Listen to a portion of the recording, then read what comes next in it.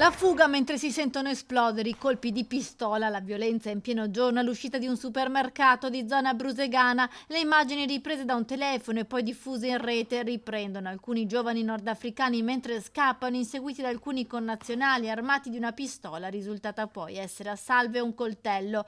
È successo venerdì mattina. I residenti hanno allertato la polizia. Sul posto la squadra mobile e le volanti che, grazie alle telecamere di sorveglianza e recuperando le cartucce calibro 8 esplose, sono risaliti agli autori, che sono stati denunciati e trasferiti in un centro per il rimpatrio per essere allontanati dall'Italia. È sicuramente un episodio molto grave quello che è accaduto venerdì scorso, in pieno giorno in città, all'uscita di un supermercato, un episodio che ha creato allarme, dove addirittura ci sono stati, appunto, abbiamo individuato due cittadini tunisini, uno irregolare e l'altro richiedente asilo, uno armato di coltello e l'altro addirittura esploso dei colpi di pistola, dove il movente, l'origine è stata quella appunto di rivendicare il controllo per quanto concerne lo spaccio di stupefacenti. Una risposta immediata che andava data alla cittadinanza, anche per ribadire che zone franche non esistono a Padova. Si tratta di due tunisini di 22 e 32 anni, entrambi con precedenti per droga.